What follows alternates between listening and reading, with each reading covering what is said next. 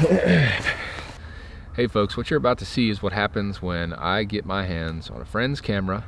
I download Adobe Premiere and I follow myself and my crew around for a week and document kind of the things that we're doing. I thought it would be particularly helpful during this time of craziness that's going on around the world, that we share more of what's going on our farm.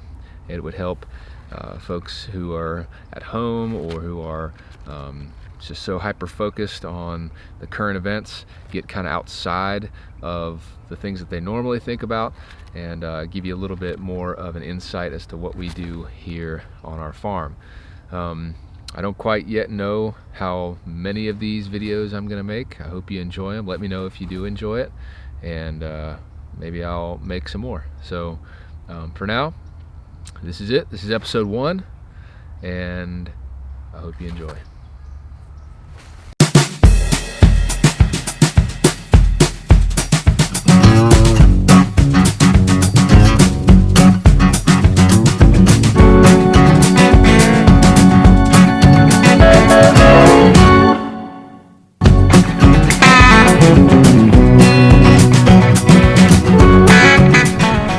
Hey, today we're going to be going through the process of how we go from a space in our garden that's been left all winter and it's not ready to receive seeds to the point where we are ready to plant.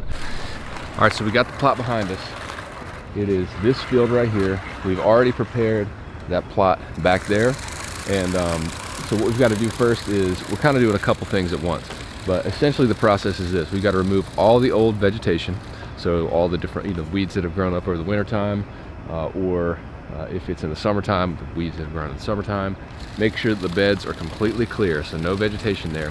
We have to amend our soil. So what I did this fall was I came in here and I took a nice sampling of soil and sent it off, and a good 6 weeks later we have our soil test report. And this is actually a report that came from a consulting company, a consulting firm that has a partnership with a soil lab. So I take my samples, I send it in to the consulting firm, they send it to their lab, they get the numbers, they calculate them all based on the organic recommendations that I'd like, and then we take these numbers, we calculate how much, so they can calculate how much of these minerals we put on our plots, because they'll give us, I don't know if you can see this, but they'll give us in pounds per acre.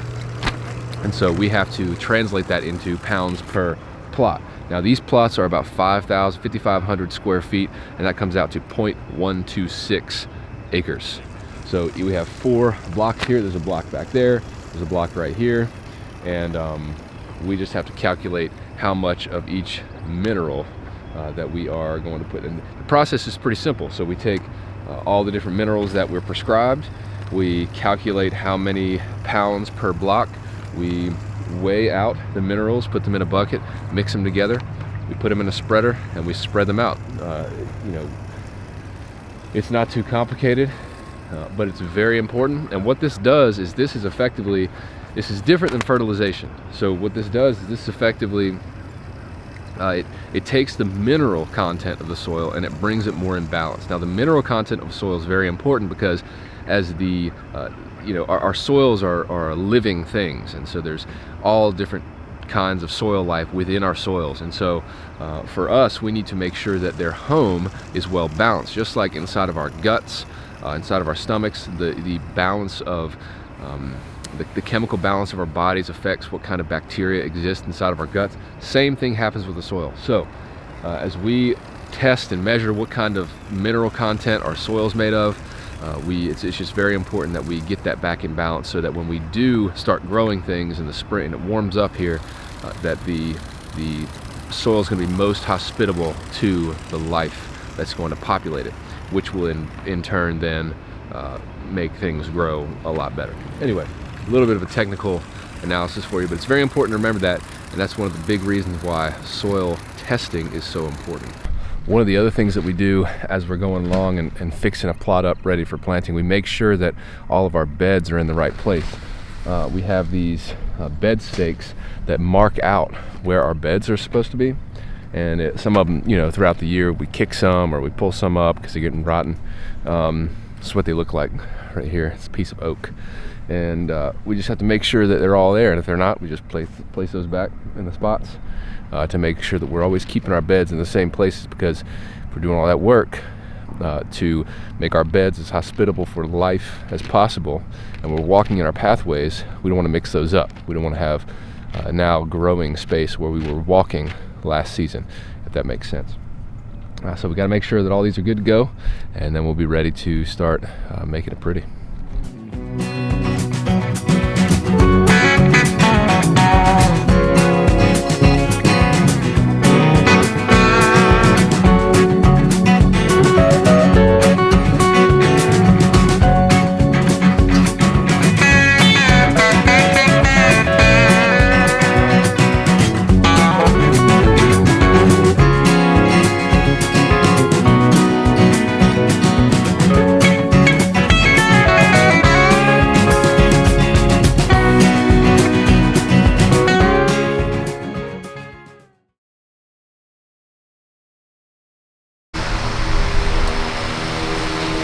I just came to the greenhouse to inspect the plants, and I found that a lot of these plants need to go in the ground like now.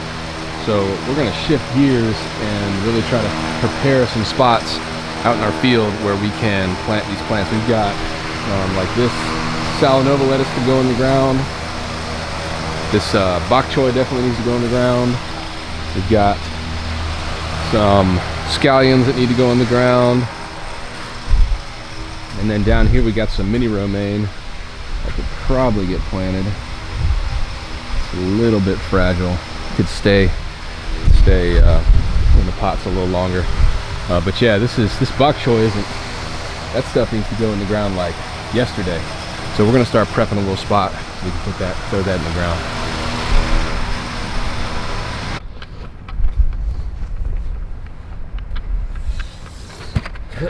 All right, so we've done our amending the mineral balance of the soil. So now what I'm going to do is, since we got to plant this bok choy on this one bed right here, we're going to be fertilizing it. And so I'm going to be adding some nutrients to the soil. And what this is essentially is decomposed, pelletized chickens.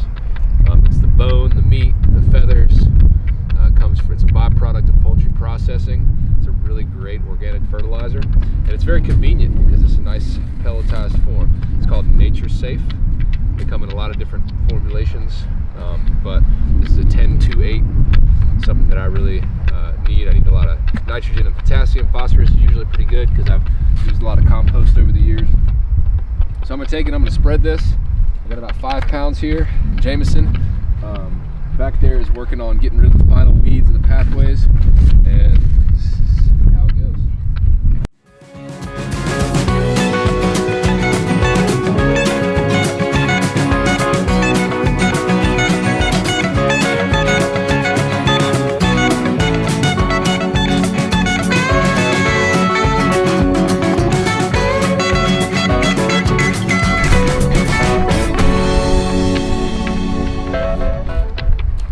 Slow release fertilizer too, so it's really good at it doesn't have all the available nutrients right away. It takes some time for it to release, so you put it down. It's not like that the first rain it's going to be gone. It's going to last a while, so we don't need this bok choy to be in the ground that long. It usually stays in the ground like less than 6 weeks until we're starting to harvest it. So this has plenty of fertility to make it sustain itself over the 6-week period it's going to be in the ground. Anyway, let's just got to rake this up a little bit, and we're going to throw it in.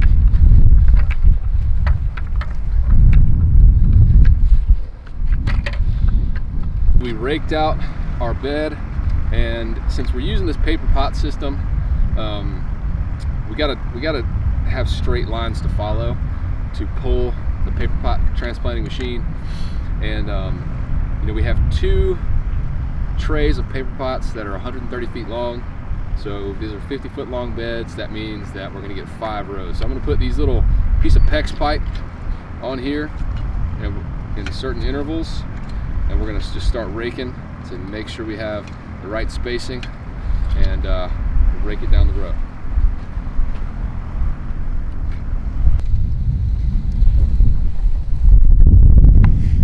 All right, so we got the 5 rows. We're gonna get our transplanter, put it in place, and let it rip.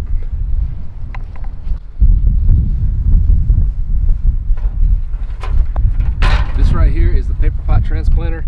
It's a machine, really simple, but very helpful. What happens is you take a tray like this. These are specially designed cells, little network of, it's a chain, it's a paper chain. And you unfold, it comes in a little tiny packet. You unfold it like an accordion, and you drop your soil in there and drop your seeds in and grow them out like this. And at this point, we can take this little guy and we put it here.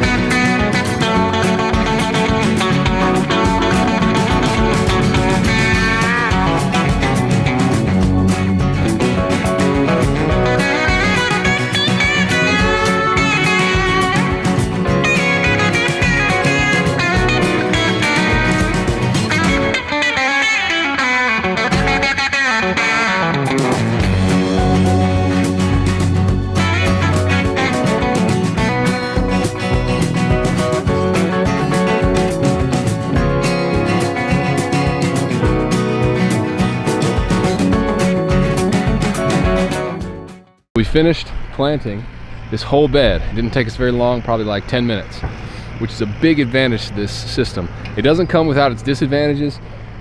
Certain crops, because they're so tall and they're so heavy at the top, they'll fall over as they're getting planted, so we got to go back through and make sure they're standing up, make sure if we've covered them with the soil, we can brush that soil off, and then make sure that the chain part is planted as well, because it can sometimes rise up above the soil where it's been planted. So anyway, still got to go through and fine-tune some things, but overall, huge time saver.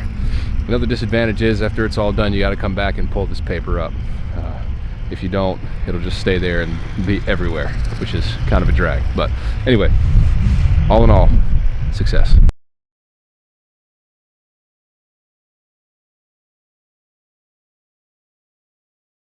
Now that I finished planting the bok choy, it's really important that we get the water running on it, because that soil around it's kind of loose. When you water it, it kind of compacts where it's been planted, so it maintains the soil moisture, and so those roots stay nice and moist, which is what we want. Right here's my irrigation setup.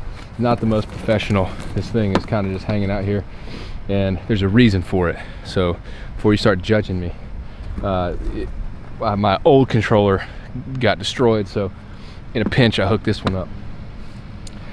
The plan is to fix it and mount it somewhere. Anyway, I'm gonna turn it on. Boom. 60 minutes on the clock for the irrigation.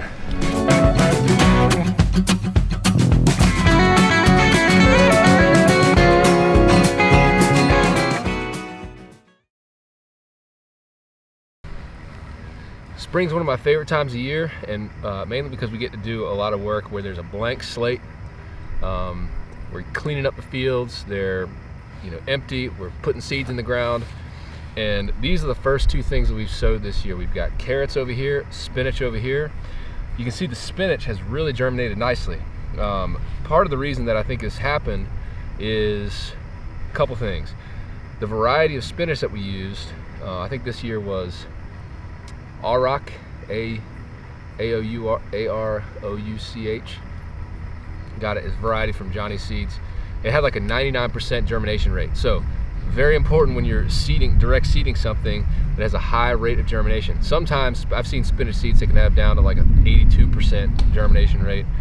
And then it helps to do things like prime the seed first, which is soaking in water and letting it dry out, so you're like kind of pre-germinating it, or sowing it in pots so you can transplant it into your field. But this is a really great variety for direct seeding. We also covered the soil with a row cover to kind of maintain the soil moisture, make sure it warmed it up a little bit as well. That's what we've done over there. Also, I try to increase germination. One of the things I love to grow is carrots. So we sowed these carrots probably, I don't even know how, I mean, it was like at least 2.5 weeks ago. Now it's cold, the soil's cold. This time of year, carrots don't come up very quickly. But this seemed like it took an extra long time. I don't know why. And so you kind of start to lose hope. You're like, do I need to replant, whatever? But experience has told me that patience is the key. And today, it paid off. Look at this. You've got little tiny sprouts coming up. And if you look at this kind of an angle, you can see all the way down that these little tiny carrot sprouts are all starting to pop. And that is super exciting because that means that we have a nice plot of carrots. Now the biggest thing for us is going to be to make sure these weeds don't get out of control. So we're going to have to, once the carrots have gotten up, a decent little ways, we're going to come through here with a little wire hoe and cultivate.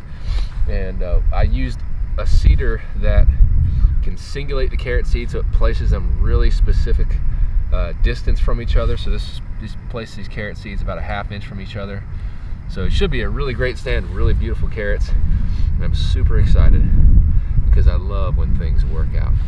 Carrots on this side, very hopeful. We've sowed some other things over there underneath our row cover. And this is just how we get started. So like right now, it's middle of February, things are growing really slow, but over the next few weeks, we'll be seeding more and more and more. We'll be seeding a bunch of stuff in the greenhouse. We've already got a lot of things started in the greenhouse. And yeah, it's this time of year, it's real exciting. Isn't that right? Isn't that right?